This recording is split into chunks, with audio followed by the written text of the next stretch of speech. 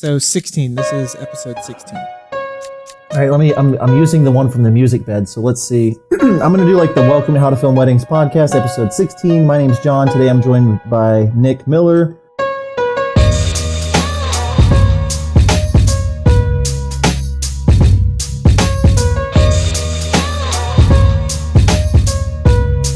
Welcome to the How to Film Weddings podcast, episode number 16. My name is John Bunn, and today I'm joined by none other than Nick Miller. Hey, hey. As always, our goal is to help connect wedding videographers with others that can help them grow their business, get better at shooting weddings, and improve the wedding industry. Today we are joined by Matt Koza. He's in New Jersey, New York City kind of area. And we spend a lot of our time today talking about stop creating boring wedding films and creating these things that are composed really well and using minimal gear. But also we spend a lot of time about lighting and how to light our subjects well, especially during toasts. And so we are really excited for you to hear what Matt has to say. So let's go ahead and jump in with that conversation. Well, Matt, thank you so much for joining us on the podcast today. How you doing, man? I'm doing good. Thanks for the invite.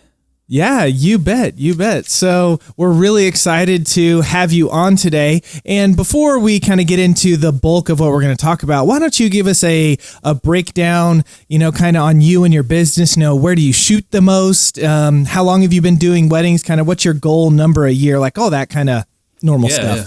Cool. So I'm actually based out of New Jersey, not too far from the city, New York. So I primarily shoot in this area. I'm in Philadelphia a little bit, but mostly New York, Manhattan, Brooklyn, and then over here in New Jersey. But I've been doing weddings since probably 2009. Yeah, so cool. 10 years. And so a decade now since we're into 2019. How many are you guys trying to shoot per year? Is it just you? Do you have a team? Yeah, so it's always me, and I bring out one or two other people. But I try to keep it in like the mid-20s if possible. I think I have like 18 booked this year, so if I get 5 more, I'm pretty excited. Yeah. And then kind of tell us a little bit, I think it's valuable to the listeners, kind of where your starting price is and what all that really includes to have that. So I actually start at $4,500. And what that gives you is a 5-minute video. My average client spends around $7,000. I get a couple 5-figure years, but usually it's around $7,000-8,000 for the package. But it's completely a la carte. So people can always add stuff after the wedding, which most of my clients do. Yeah. So they just put together their own package, really. And so is like coverage time just unlimited, or is like with that, 4,500 and 5-minute film, are you there a certain amount of hours? I'm actually How's that work?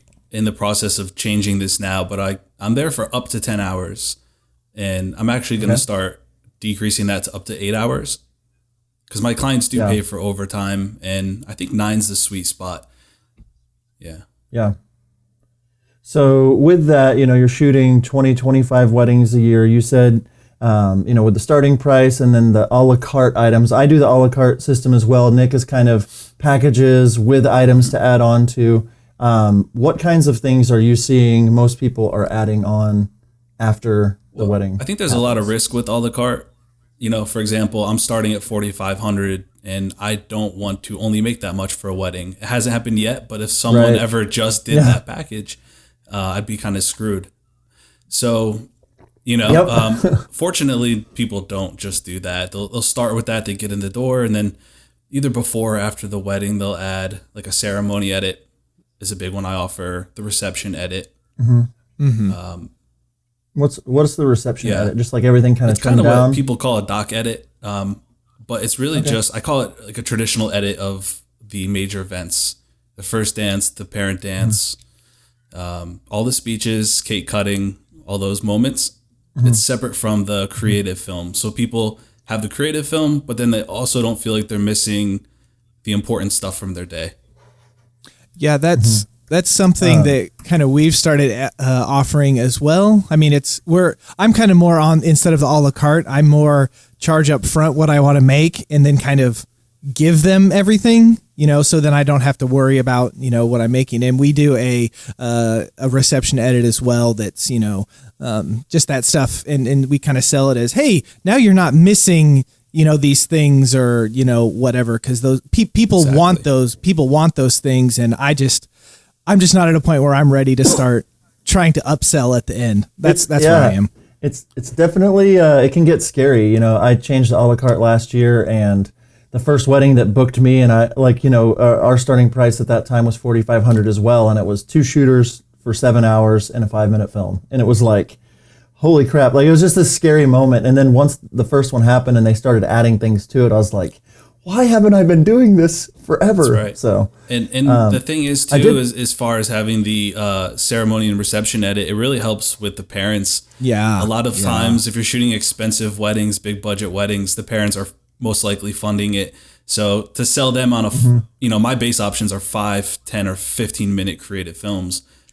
They want to know what else they're paying for. So what I can do is say, hey, why don't you guys order the ceremony, order the reception, and that way you don't feel like you're missing anything. It really helps. Yeah. And I think too, like, a lot of our listeners might be newer and like, holy crap, I can't even get anywhere near charging that amount. I want to rewind back just for a second. I know you said you started in 2009. What did your packages, or what did it look like then? What was your first wedding like? What'd you charge for that?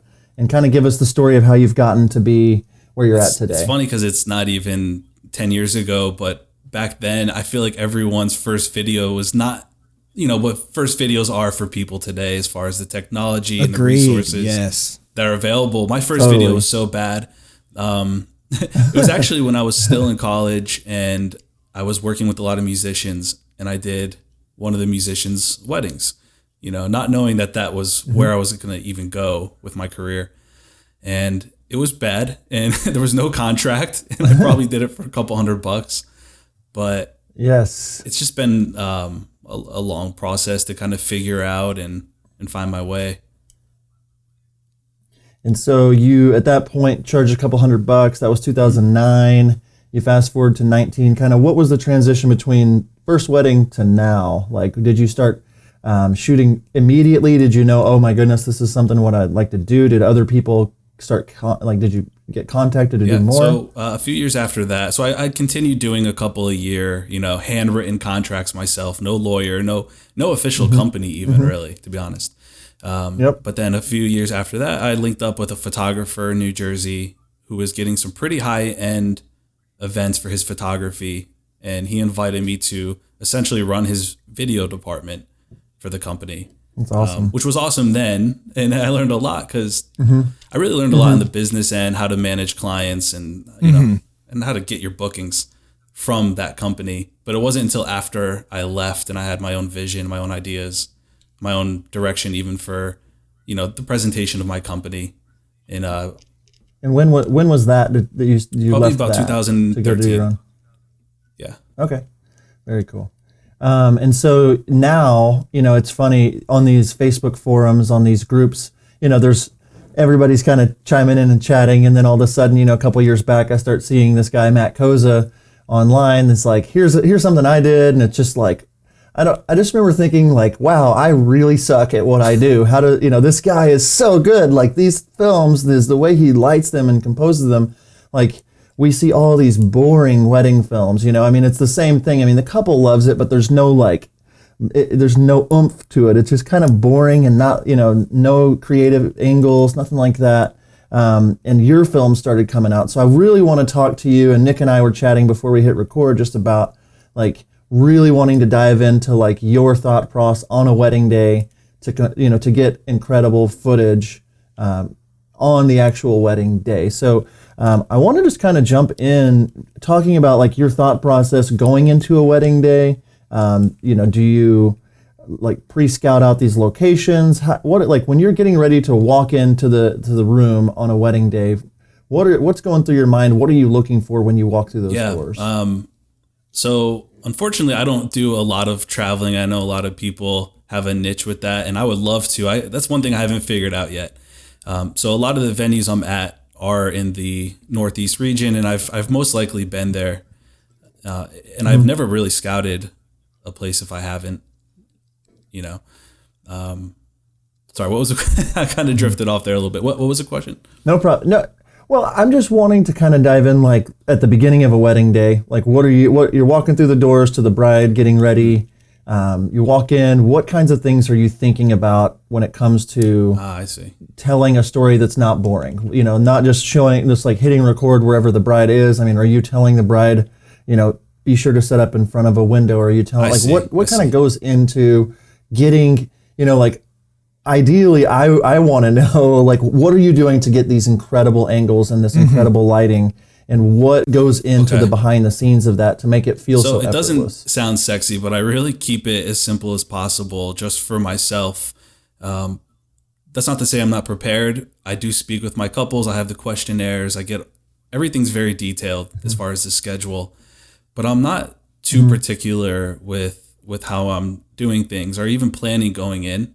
So normally I always have a second shooter, and I'll send him or her off with the groom. And if there's a bride, I'll most likely be with the bride.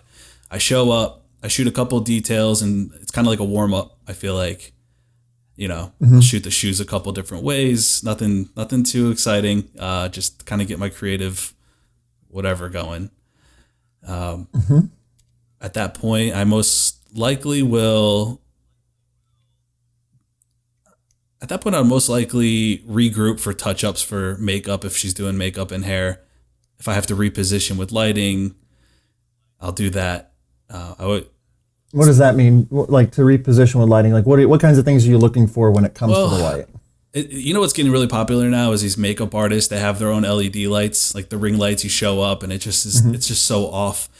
At that point, I'll request for them to turn those off. I'll find some window light if they're not already there, and I'll position them where I want them. And I'm not really stopping the makeup artist. I'm just filming things as they happen.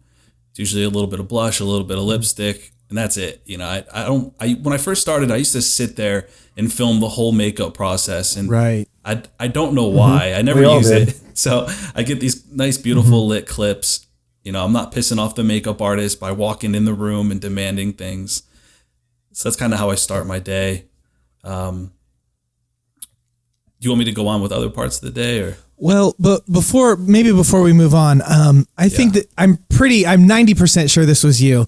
In a Facebook group a while ago, you said something about, you know, there was some big long thread about, you know, who are the videographers that you look up to? Who are these people that really inspire you? Like that kind of stuff. And your comment was, I quit watching other wedding videographers and I started paying attention a lot to photographers and how they use light and how they, you know, shoot throughout the day. And I believe it was you. You said that, right?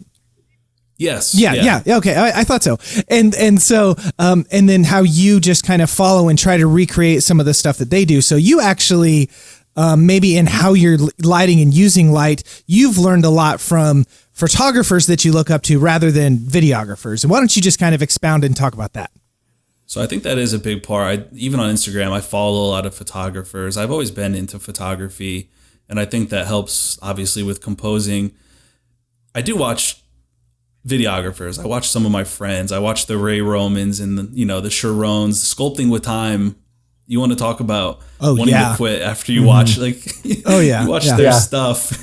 Dead for unbelievable stuff they're doing. My friend Mackenzie Miller, she makes really timeless stuff. You know, that's kind of the direction I want to go in, is making timeless work for my clients. But yeah, I love photography. I love. People always say, like, I don't get a lot of movement in my shots. I do shoot on tripod for most of the day. I just like being able to compose a shot, letting things happen within the frame. You know, a lot of my clips are long takes where I might press record and walk away from the camera so the couple doesn't think I'm actually even recording. That's awesome. And then you get those moments where people can let their guard down and like laugh about how stupid, you know, the whole process is for them. So, like, to me, when I'm watching your films, like, I suck at being on a tripod. And, like, I mean, like, the Fiore films and different, like, I know that they're on tripods most of the day. Hearing you're on that, I mean, it just makes me want to be like, okay, I'm taking tripods and going to put them in the getting ready rooms and different things like that. I've noticed, too, on your films, like, it feels like when you're composing different things, you're looking like, it just feels so much more creative in the fact that it's like a lot of times there will be so much airspace above the couple, or you're letting people walk into frame or different thing. Are you planning that? Or I know you said you're like hitting record and kind of walking away, but like for the getting ready, for the, that part of the day, tell us a little bit, like you said you're on a tripod. What kind of camera, lenses, things like that are you usually filming that with? And how much of that time is on the tripod? Yeah, well, I have to say I do work with a lot of really good photographers who know how to find light, maybe be a little bit more hands off, which helps me, obviously. So I do work with a lot of photographers who are great in that regard. So for the most part, I do follow their lead in the idea of, they pick out a certain area and they get what they need. I don't really step in during that moment. I'm kind of thinking, okay, if I turn them a little bit this way, they'll pop a little bit more. Or if I make them face this direction, this building behind has really cool architecture, stuff like that. So once they're finished, I say, hey, let me grab one thing, guys. Why don't you just turn this way, face each other, whatever the simple direction is. I always tell them, with the photographer, you're going to be doing a lot of posing. With me, you're going to flip the switch and turn that off. And I tell them, what do I say? I always tell them it's positioning, not posing with video. So I'm going to position you, but feel free to move in that position. That's really good. That's good. Yeah, position really good instead of posing.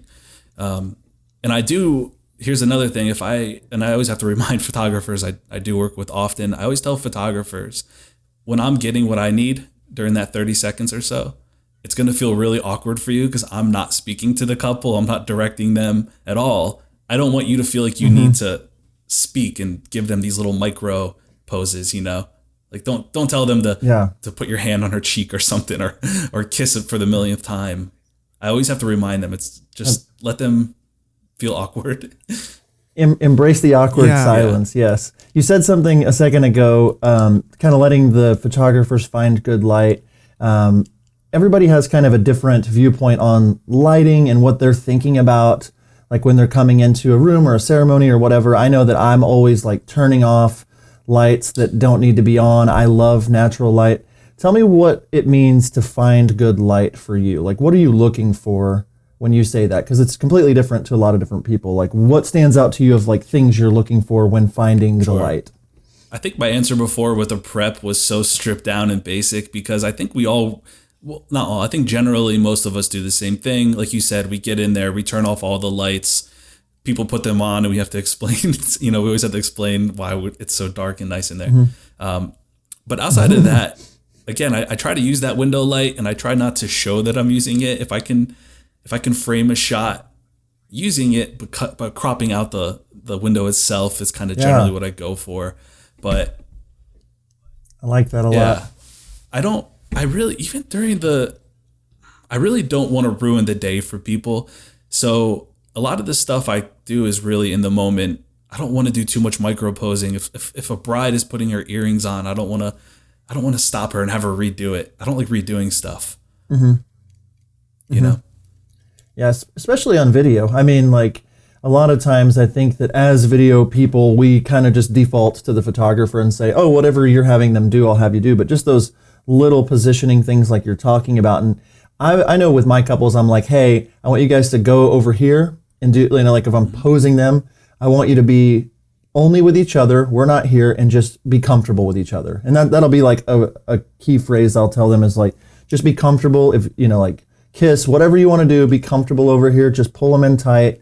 And I've realized that like doing things like that instead of those micro, okay, put your right hand and your pinky on his right side of his face, or, those kinds of things really just, they don't feel natural on video at all. Yeah. One thing that I wanted to touch on. So you said that you typically for prep, or, you bring in a tripod and, kind of leave your camera on and do like, what's for most of the day, are you pretty minimal with that, or how do you go about that? So as far as for prep, I really don't use a tripod. That's when I primarily use monopod. Okay. If anything, 98% of the time I'm on monopod for prep. It's just too hard to get a tripod in there. Yeah. And it's fast pace. If a groom is putting on a watch, I'm not going to be like, hold on a second. I do shoot every action, especially during the getting ready moments, I'm shooting that action quickly, 5 different angles, So again, the experience, I don't want to ruin that for the couple. I don't want to make a groom or a bride putting their shoes on into a 10-minute process. Yeah. So I am a monopod for the getting ready. Everything else, I really do stick to tripod. This past season, I started bringing a slider back out for a couple, for some eye candy shots. Nothing with the couple, but maybe some detail shots, some of the decor. I forgot to make sure we got this answered earlier. Just kind of, Nick was hitting on it too, with just kind of like the minimalist viewpoint. Like, I'm realizing that the less gear that I bring, the more creative I can bring, and the less creative I try to be, the more creative I can be. And so, like, what is a typical, like, breakdown just for a minute to me, like, kind of what's in your bag, I guess. So, like, what are you bringing? What kinds of cameras and lenses are like your go-to for your wedding day? Yeah, so I shoot primarily on the 5D Mark IV, and generally I shoot on the 50 a lot, the 50L. I'm on that for a lot of the day. I bounce between that and the 135. Sometimes I'll use a 35 as well, especially if I'm getting some 4K shots, which I do sprinkle in.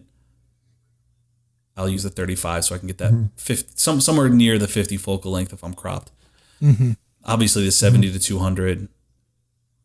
As much as I would love to incorporate more gimbal work into my films. I would love to do that. For one, I'm not great at the gimbal, which I don't want to put anything in there just to have it. It's something I definitely should work on. But every time I do use a gimbal, it kind of slows me down a little bit, and I almost regret it afterwards. I see a lot of people who move fast and they produce this beautiful work with it, and I do get jealous of it and wish I could do it. But every time I try, I'll shoot 2 shots and I'll say, damn, I could have had double that or triple that with a tripod in a couple different locations. So, man, that's really that's really interesting to me how, we're sitting over here and we're like, man, how you use light and, and you're primarily using, just a monopod and a tripod and getting all this cool stuff. And you're sitting over there like, man, I wish I used a gimbal more. Like, these people that can, it's just interesting that all of us have that thing or something, that we want to do or we want to accomplish. And even the people that we really look up to, they're kind of the same way towards I don't know. I was just making that point. It's kind of interesting, and it's neat to hear that. It's neat to hear that. Yeah. But I also don't want to do too much of anything. Sometimes you see, sometimes videos distract me, at least I'll say that. They distract me when the camera's just constantly moving, and it's all B-roll and decor. Sometimes I just want to get down, right down to it with the couple and present them, show them. So I can see how it gets tired, but yeah, I would love to have a couple gimbal shots in there. Have you used the Ronin S? I have the Ronin M. Actually, I have an Indian wedding coming up in a few weeks where I'll be using the Ronin quite often. The M or the S? Okay. I just got the Ronin S when it came out or whatever, and I hated gimbals, and I sucked at like I just didn't enjoy gimbal work. I was the same as you, and like I've been setting up a C100 on a gimbal and just leaving it on, like it's balanced and on and ready to go. It takes no time at all, and have a 16 to 35 on it, and like just me by myself when I walk into the preps now, I'll bring a gimbal and sit it down. And so like if I need the gimbal, it's 2 seconds to like have this amazing, it blows me away how light and easy it is, because I always felt so clunky with the Ronin M and like set up and tear down and like the stand and everything like that. So you should give the Ronin S a try. Yeah, it's funny, I actually got I think it was the Crane 2 and the Crane V2. I had both of those, the Ronin M. I have all these gimbals and I never use them. I use them a couple times and sell them. Yeah. But even showing up the prep, I do bring a tripod with me for detail shots, but I can carry so I have a messenger bag with like my camera, lav mic, my lenses, extra batteries and cards. So I always keep that on me. And then I walk in the prep with a tripod, a monopod, and now half the time I bring a slider too for some detail shots. So when I walk in, I don't have a bunch of cases and stuff. I keep it pretty stripped down and simple. Yeah. And I would think shooting mostly in the New York City area, it's you kind of have to be stripped down in your stuff. It's probably, especially if you're traveling multiple locations and just moving around, you can't have a whole, 3 big bags in a cart and all this stuff for you to wheel around. Yeah. Yeah. Most of the time we get there early to the venue and drop off all of our stuff and then take what we need. If we're doing a first look, all those things, we have to make sure we're packed with messenger bags so we can be quick. It's a little different than Kansas. Yeah, it's a little different. Sure. A little different. I will say, we did a wedding in December, and it was just me and the couple, as a friend of a friend, and we brought 2 cameras, 2 lenses, and a microphone, and pretty much, the stabilization stuff. But I didn't bring a gimbal. I brought the lights that I needed, but it was so minimal, and I got some of the best footage that I've ever gotten because it was just so pared down. And I think a lot of people, especially new people, really think oh, I've got to get this thing or this drone or this piece of equipment to be able to tell stories like that. And what it really, to me, what I'm realizing it's come down to is getting out of the little iCup and saying, what would look great right here? What creatively would make this look good? How could I light this? How could I? And so it's, being a fan of your work and hearing the kinds of lenses and the things that you're doing, it really does just drive it home to me that keeping things simple can give you the beautiful work that you need. Yeah, I think, and it's what's really interesting is people who are making really incredible stuff that the majority of our industry gravitate towards. When and if I shoot with them, it feels the same as my shoots. I think everyone really keeps it simple, because if you're frantic, you got to keep it simple. Granted, there's a lot of people who do implement a lot more movement and gimbal work and stuff like that, but I think for the most part, you just nailed it there. Yeah. Hey, Nick, I know you were mentioning about reception stuff and just lighting for reception. I'd love to get your viewpoints on what you're doing, and then also what you were talking about with Matt as well. Cool. You wanted me to speak on my reception lighting, or did Nick have a question? I suck at my job. But what I was trying to say is, Nick, I know you were mentioning doing reception stuff.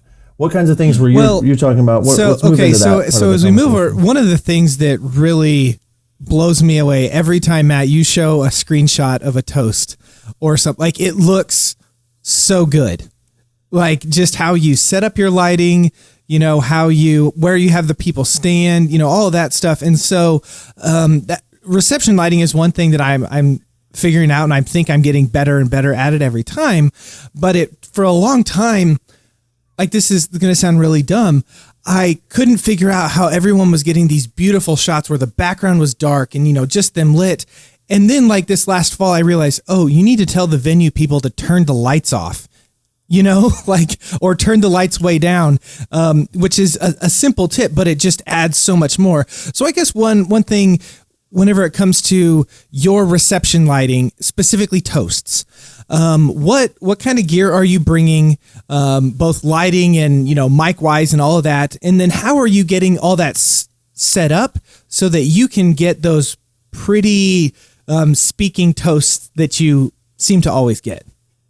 Yeah, so receptions that's the part of the day that probably is going to cut at least 10 years from my life expectancy, because being a videographer, like you guys know, we do have to work with and build relationships with so many vendors. So when we're showing up, sometimes it's a new band or a new DJ, and if it's a big budget event, everyone's trying to justify their work, and everyone's under a lot of pressure. So that's the first step for me, is just building that relationship to get what I need, essentially, and then also, for them to get what they need, be it a photographer, a DJ, maitre d'. So, just for example, a few weeks ago, I was at a new venue, and there's a big chandelier over the middle of the dance floor, which is where we were going to position the people giving the speeches. So I did speak to the maitre d'. I said, in whatever way I said it, I need this to be off for the speeches. It's making their skin yellow. It looks bad. We're going to light it ourselves. Just that whole process, it took a really long time to explain and get what I needed. And that never changes. It's always stressful. Mm-hmm. And then you go over to at that wedding, the DJ, and you want something very particular. I know you're speaking of lighting, but for sound. Yeah. I need it this way, and okay, I got that, and it's settled. After I get what I need in that regard, then I have to say, I see you guys have lights. Can I get a preview of what they're going to look like? Most of the time it's going to be two harsh daylight balance spotlights overlapping on the couple. So then I have to say, okay, if we're going to use your lights, can we warm it up? Can we do a wash? I'm dealing with all these things. And then I have to also explain to them, hey, I'm going to light the speeches, which usually they understand and they're fine with, especially once they see us doing tests and how beautiful it looks and stuff. We always do tests for that. So I think the biggest thing is just dealing initially with all the vendors, getting on the same page. Yeah, definitely. But as far as lighting, I do bring a mic stand like a lot of people. Throughout the day, I kind of mention how important it is to the people giving speeches that they do not remove the mic from the stand. I have a pretty good success rate with that. And that really helps with the lighting. Mm-hmm. Yes. Obviously, if they're not moving, we're able to do exactly what we want. We can get a good key light on them. We can get a good backlight. We can light the couple. And the goal is always to be off the dance floor, out of view from the guest. As far as me and my team and our equipment, the cameras, the lights, those are always the goal, specifically for speeches. Oh, that's a really good thought. I know that, I think a lot of our tendencies are, well, there's this thing that's really important to my film, so therefore it doesn't matter if I'm standing in someone's way, but I really like that point that you're there to serve your couples, but you're also there to kind of, give everyone in attendance a good experience as well. And so backing that stuff away so that you're not in the way, that's really good. That's a great point. I think that's half of it for me is having a small footprint. Even silly stuff like keeping our cases zipped up and neatly stacked, or our unused equipment neatly stacked, just to build those relationships with other vendors. You don't want guests seeing a whole bunch of crap everywhere. I think that's really important. Also with the speeches, I might spend a little bit too much time on planning those, as far as positioning. I know you're talking about like the background falling off a little bit. Again, that's me speaking with the venue and saying, can I get a preview? And then if it doesn't meet what I think would look nice, I'll ask them to bring the room lights down even more, so that person really pops. One thing I do take notice of first with speeches is, where's the wait staff coming from? If they're over the left shoulder of the person giving the speech, I don't want to film into that. So that's normally where I kind of start. Oh, that's a really good tidbit. You don't think about that because typically during toast, the wait staff is either filling up drinks or handing out cake or picking up plates, or, doing the stuff that they're supposed to do, not thinking about, what we're trying to do and get that done. I suck at my job. So from there, it's obviously if I find what direction I'm going to shoot, I light from the opposite side and just go from there, and then backlighting. And so are you primarily, with talking about just whoever's giving the toast, are you primarily just using two lights on them? So you have, your key light and then your backlight. Is that primarily it for the toast, or do you try to bring in a 3-light system for whoever's speaking? So I normally do. So usually the only thing really on the dance floor, if the space doesn't allow my ideal setup, would be a torch light on the couple. And then that's really it. Everything else is off the dance floor.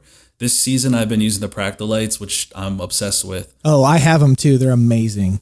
I just picked up my second one. I was using a Practa light and a Dito, and I was just so limited. So a couple months ago, I got a second Practa light. So now I'm completely Practa light with a torch.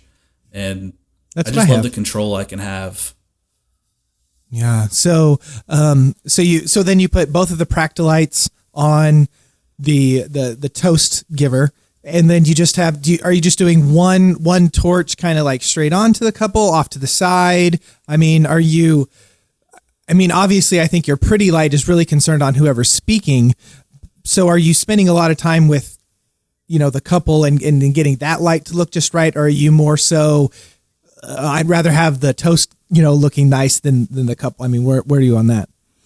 So I like to cross light. I don't want to put a light next to the camera, so I will put it on the opposite side. And usually that is one of the few or the only pieces of equipment on the dance floor. So I'll have that on a stand, cross lighting the couple. Okay. And so when you say cross light, for those of you that might not understand what he's saying is if the couple is straight ahead of you, you have your camera, on a 45-degree angle to the left and then a light on a 45-degree angle to the right, like away from each other. So you're not shooting from the same. So you're shooting into the shadow side rather than the light side. Okay. Yeah, that's exactly what I was actually just about to say. It's probably the layman's term of it is you're really getting the bulk of the face is the less lit side, like you said, the shadow side. Yeah. Okay. And that just, it gives so much when you have that shadow there, it just adds some dimension and it just makes stuff look a lot prettier. I mean, really. Yeah. Yeah. And then the other thing that I am always blown, so you have this really cool lighting and then you seem to have, you have your main angle that might be straight on to whoever's toasting or to the side, what you're talking about. But then you always find this angle that's like shooting through a candle or shooting through some glass something or, to kind of just give this interesting look, just for another angle. So what are you looking for in that? Or are you just kind of like, oh, this looks cool? I mean, do you have a thought process there? During the cocktail hour when I'm doing some detail shots and getting the lights and sound all set up, I do scout that shot out. So I'll pick maybe like 3 or 4 different spots knowing that we're doing several speeches. And if I fall in love with something, I might even just use that one shot for all the speeches just because if it works out, it's great. So I really have my assistant just monitor the camera on the safety camera, I call it, the main shot on the person giving the speech. They can monitor that and the couple's camera because they're right next to each other. Okay. And then that way I can go check my levels for audio and then get that creative third shot. Okay. And okay, that's cool. And the other thing in thinking, you said your like your main A shot for the toaster and your shot for the couple the cameras are right next to each other. So how are you typically, if you have it your way, how are you setting up the toast? Are you having, the couple at their table and the toast giver kind of to the side? Are you trying to put them like straight across from each other? What's your thought in how you want to accomplish that? So the main thought for me is generally it ends up being the middle of the dance floor. But my main thought is, where's the position? Well, my main thought is, how can I do this so that most of the guests can see it? Because you're going to ruin the speech if the person giving the speech is looking over the left and right shoulder because all the guests are behind them and they want to speak to the guests. So right off the bat, that's going to limit the quality anyways. After that, let me think. Sorry.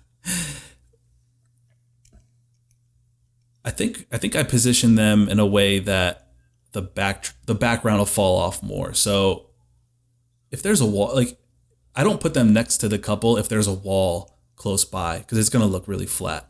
That's why generally when they're in the middle of the ballroom on the dance floor facing the couple, the background is 50 yards away and it falls off and then they pop more. Right. So it just depends on the room really. But most of the time I'd probably say in the middle of the dance floor. Yeah. So then also are you, for couples that have their head table or whatever, are you usually pulling them away and maybe putting them, because most of the reception I shoot we have the entire reception and then at the front of the room, that's where we have, the head table with the bridal party. So are you usually pulling the bridal party and the couple maybe more into the kind of the general reception area and kind of leaving the head table away from it? It usually depends. Okay. A lot of the time they are at their own table, like you said, at the head of the room. If they have big pieces or big candles, then we'll work with that. We can move the chairs in front of the table or angle them if I need to. So it really just lends itself to whatever the room is. A couple weddings a year, I have to put the person giving the speech next to the couple. So if you can visualize, in that case, I will put them in front of the table and turn them so they're actually facing just so you can get that eye line to connect between the couple and the person giving the speech. Yeah. So really, and this probably goes just for wedding filmmaking in general, right? You have your idea and you have what you want to accomplish, but then you always have to adapt to the reception room and how it's set up. There might be some room that you absolutely love and, I could put them in the middle of the dance floor, but then how, the wedding planner sets it up, like that's just not possible, so you really have to adapt and change and make your style work with what you're given. Right. No, that's true. I think actually that's a word I use often is adapting is a big part of it, because for me, I don't like to go into any wedding having any plans or ideas creatively. It just doesn't make sense, because then you're so focused on it, which isn't easy, I'm sure, especially starting out, like reacting and adapting to things. That's when you get your best footage. Yeah. Anticipating movements, things like that. On the heels of that, I was sitting here listening and like taking notes myself of like what I'm going to change in my speech, in the speeches that I'm recording. But for new people that might not have a budget for a Practilite or even a torch, or and they might only have one or two cameras, like what would be some, I guess, pointers that you would just specifically, if someone's been shooting for a couple of weddings, or they're getting ready this year to be shooting this summer is like their first wedding season, what kinds of things, just like general bullet points, should they be concerned with when it comes to doing these speech, like recording the speeches, besides the audio, but like what kinds of things just come to mind to you? I think just for any formality, I feel like keeping it simple so that you can shoot. I mean, shooting clean is so important. Getting your white balances, your focus, stable shots. If a camera's moving or changing exposure, it's just getting the foundations and getting clean shots, I think, is the best foundation. And of course, that involves using some sort of light and knowing the principles of lighting, having stable, using sticks, having good audio, which is a whole thing in itself. I know I used to make this mistake all the time, like whenever even the ceremony's getting going or the reception with the speeches, like I get the angle right and I get it in focus, but like I just want to touch I need to touch the camera to, like, I feel like I need to fix something. Or do you, like, once the toasts or the ceremony gets going, how often are you actually, I know you're on sticks, are you touching the camera, or you just kind of like step back? Well, I do. Once I get it, I step back because they're not moving, but occasionally I'll see something that I'm like, what was I thinking there? There's not enough lead room in front of the person speaking. I'm going to pan over a little bit, frame it differently. But those movements are usually very quick. I'm not like moving my camera to the other side of the room. I can cut to the couple or my creative camera is what I call it. So it's not anything more than 5 seconds of an adjustment. Yeah. And I just think, like, being new, you just have this nervousness about you. Like, am I doing this right? Am I, and I think that advice that I would say, especially to the newer shooters, is like, get what looks good, and just back up and breathe for a second. And before making any change, then, like, take a second to look at your framing. If you feel like the light's not perfect, just wait for a second and then make the changes. Yeah. And, sure. When we're talking about lighting a little bit, if like my Practilite system for one light, I got a battery and new, light stands and everything. So, it was almost like $1,500, per light, just to get it so I can make it, portable and stuff. And I know that that's a lot of money, especially for lighting, but it's also able, Matt, what you were saying about, I can put my light, kind of back, in the reception. So people it's not in the shot, or it's not in the way. Cheaper lights, LED lights, the fall off, meaning how far the light goes, is going to be a lot shorter. So, it's great if you can, have your lights back, but getting good lighting on whoever's speaking so that they look good is more important, I think, for what we do.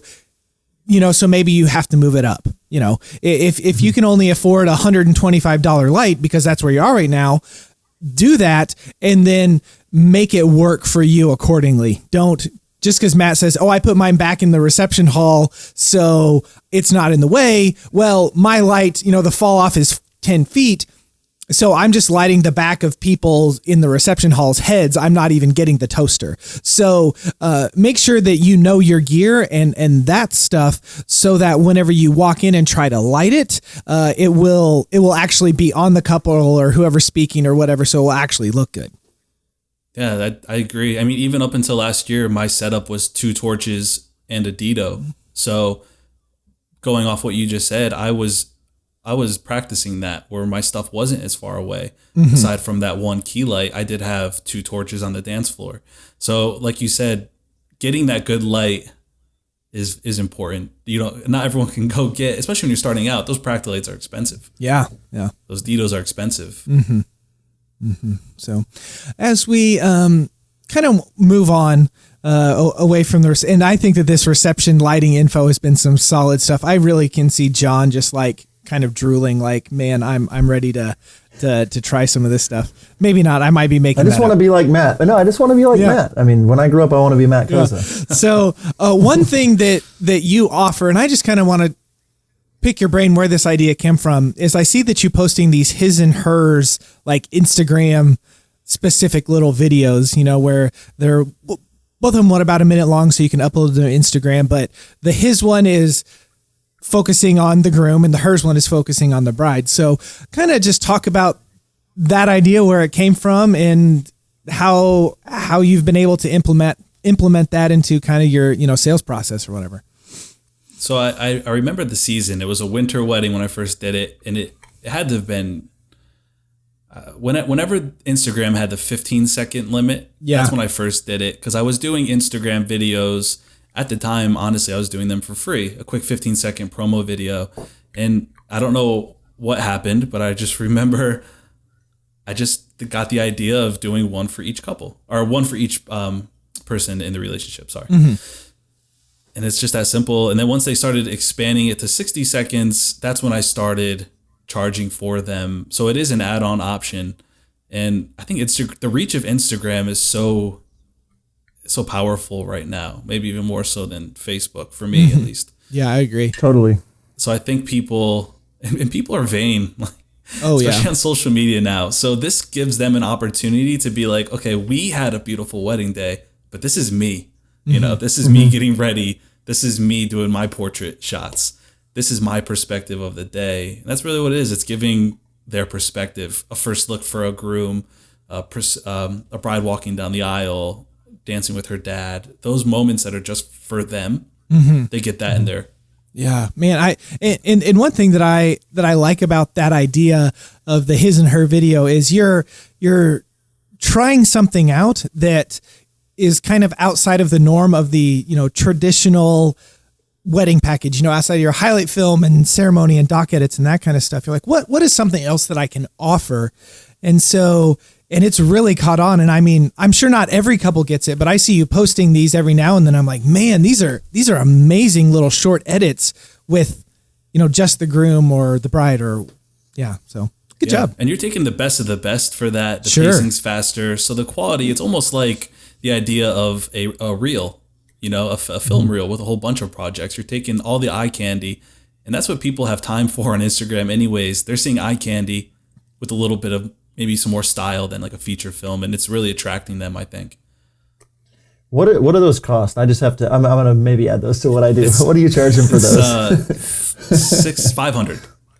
Okay, Yeah. That's super cool. Because it's basically like, I mean, the business guy in me is sitting here like, okay, if somebody can pay me to create something that is also going to help me book new clients, like that's the win-win for a business owner. So like, not only are you going to get $500, but you're going to get like 2 1-minute clips that you can show on Instagram. So yeah, I'm always thinking about like different things and like that I can do that add value to a couple that they would pay me to do. Because, the photographers, we've talked about it before, they can sell albums and books and prints and things like that. And, we kind of limit ourselves, like we can sell a feature film, a doc edit, raw footage.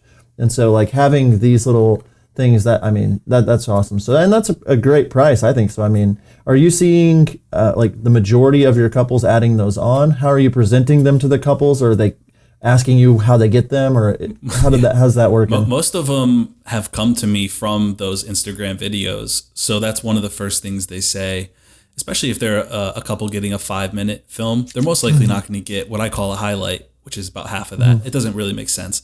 So a lot of those couples are getting a 5-minute film, Instagram videos, ceremony and reception edit. That's kind of how that package goes. What I always say is I keep it pretty simple. I say everything's an abbreviation from one to the next. So if you have a 10-minute video and they say, what's the difference between a 10-minute video and a highlight? I say, you're going to see the same clips. It's just an abbreviation of that 10-minute film. And they say, okay, what's the difference between the highlight and Instagram videos? Again, Instagram videos, his and hers, are an abbreviation of your highlight film. Different storytelling. That's good. Yeah. That's good. Yeah, that's really good. So, man, you've shared a lot of, I think, really good stuff that can really help, a lot of new shooters, especially, with your whole reception, process with talking to, the planers and the DJs and setting up lighting and like actually asking. I think that is a huge thing, actually saying, hey, can you actually turn these lights down before people get in here so I can see what it looks like? Like all of that kind of stuff is really good. Is there anything else that, if you're talking to someone that's, really fresh into this industry and, they're really interested in, lighting or whatever, what would be some, a few quick tidbits or a few things that you would share with some new shooters that just would like to learn from you? Well, the first thing is you actually just gave me an idea too that I should probably mention is it's really draining to speak to these vendors and get them to work with you. So I don't want people to think that they should walk into the room and start demanding things. There's like a total approach to it, which I'm sure we all know. And it took me so long to figure it out, where you walk away and people are like, that guy's pretty nice. Like, I like working with him. It's not like, I need this connection for my audio. I need you to do this with the lights. It's really, you really have to kiss some ass, obviously. So I don't want people to start doing their first weddings and walk in and be like, here's the deal. Kill all these lights. I'm running the show. There's, and then the other thing I think, especially if you're starting out, is find a comfort zone. And I think once you hit a comfort zone, we all know what it is. It's the way you film, the way you edit, the way you speak with your clients, your whole approach, even how you prepare in the morning and get dressed. If you're not feeling comfortable at weddings, you need to keep tinkering, and once you hit it, you're just in a groove. I don't know if you guys ever have that moment where you're like, I don't get nervous anymore. Oh yeah. Mm-hmm. Yes, definitely. Sure. Just confident in what you're doing. Yeah. And I think a lot of that really just comes down to repetition. Like I did sports when I was growing up, and like the more you did something, the more comfortable you got with it. And so, from the first wedding now to over 500 weddings for me, it's like I don't lose sleep the night before. I've stopped having dreams that like I've forgotten a microphone or, that kind of thing. But just the repetition of it and realizing that like you can't compare, someone else's highlight reel to your behind the scenes, and it's like keeping it simple until you get comfortable and then maybe adding something else and then getting comfortable with that and maybe adding something else, and continuing to get better that way is what I am always advising people is like, you're not going to look, and I know Nick has said this a bunch of times, like your film isn't going to look like mine when it's your first film and my 200th film. And so that comfort level comes with time. That's what I've seen. Yes. It's really good. Really good. And you can't find that comfort zone until you shoot a few and you do a few. But after you find it, get comfortable with what you're doing. And then that's whenever you can try to, okay, I'm good here. Now, what ways can I stretch myself? What can I try, to make myself, a little uncomfortable to expand what becomes comfortable. Right. So, right. But never too comfortable. Like I always, like right now, my biggest challenge for myself, my biggest critique of myself is I don't feel like I make timeless things. And I came to that realization when, for some reason, a Ray Roman film from 2000 and whatever, 12, 13, 5 years ago, 6 years ago, popped up. And I was watching it and I was like, God, this feels like a piece of work that he would do now. It's just timeless. Yeah. It's not too trendy. It's just clean shooting, beautifully shot stuff. And sometimes I can't even watch stuff I shot a few months ago where I'm like, oh, that is so corny. Why did I do that? So for me, the big thing is just shooting timeless. My friend Mackenzie Miller, I always think she shoots timeless stuff. Her stuff this week looks the same as 2012, just keeping that consistent stuff where you're not looking at trends where you're like, oh, that is so terrible. What was I thinking? Yeah, no, that's really good. That's really good information. So, our hour is almost up. So no, I know, fun. No, Nick, I know, no, I know. 2-hour episode starts now. So, if some of our listeners, don't know who you are, and they want to check out your work, where would they find you? Well, I do have my website. I have my Facebook, all that stuff. What I always say to people when I work with them in person, photographers, band people, they always say, do you have a card? I don't carry cards with me anymore. I connect on Instagram because now we're actually really connecting. It's not going to sit on my dresser when I go home for 2 weeks till my wife throws it away. So my Instagram is probably the best bet to start. I love interacting with people, liking each other's stuff, commenting, making jokes. And my Instagram is Matt Koza. That's it. MATTKOZA.